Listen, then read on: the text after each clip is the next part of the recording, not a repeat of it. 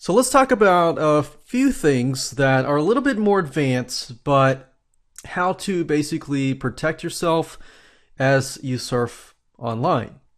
So the first thing you want to do is you obviously want to make sure that if you are entering sensitive data into a forum or anything like that, you want to make sure that the site is reputable.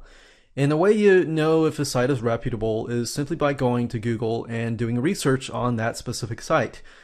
Now, if the site is not reputable, then sometimes you'll notice that, especially if you use something like Avast or your antivirus software, it'll actually tell you if the site has viruses on it and things like that. If you're using Google Chrome, Google will actually let you know as well.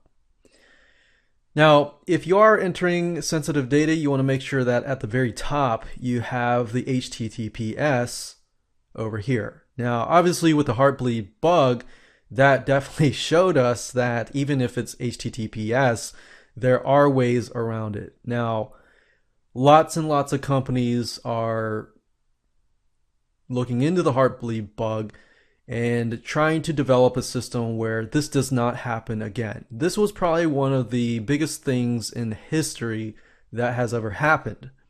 Now, apart from this, and moving on to some a little more advanced things, there are things called VPNs. And the way VPNs work is you'll log into a VPN and it will basically encrypt and secure your privacy.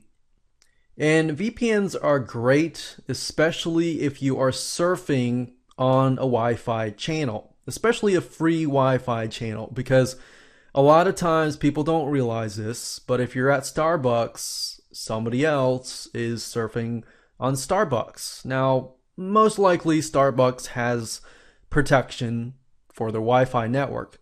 But if you happen to join a Wi-Fi network that you have no idea about security-wise, there could be a hacker on the other end on that same network logging into your system and getting to your information. So that's stuff that most people don't realize that is happening. And the way you can fight that and combat that is by joining a site like this that has a VPN service. Now, apart from that, there are other benefits to VPNs. As you can see here, VPNs prevent your ISP, which is your internet service provider, from monitoring and controlling your online communications and browsing activity. So you basically, the way it works is you log into the VPN and it logs into the server of these sites so that sites like your internet service provider and companies like that really cannot monitor what you are doing. Because to be honest, everything you do is monitored.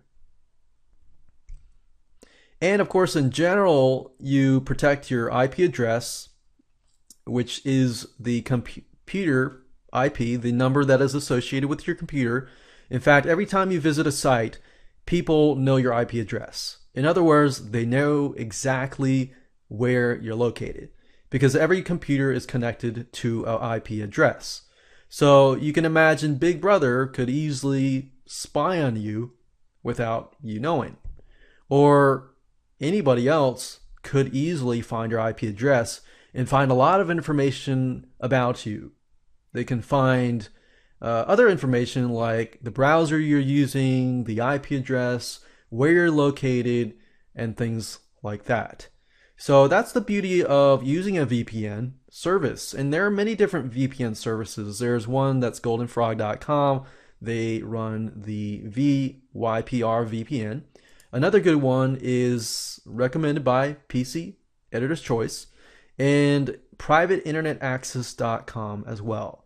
Now, unfortunately, with VPNs and the good VPNs, you do have to pay some money up front, but a lot of them can be fairly cheap, anywhere from $6 to $10 a month. And there are other services called HMA. If you go to hidemyapps.com, and you'll notice that we have VPNs here.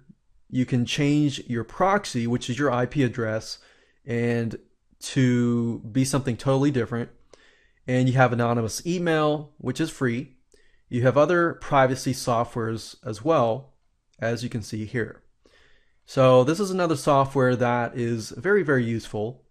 And that's it.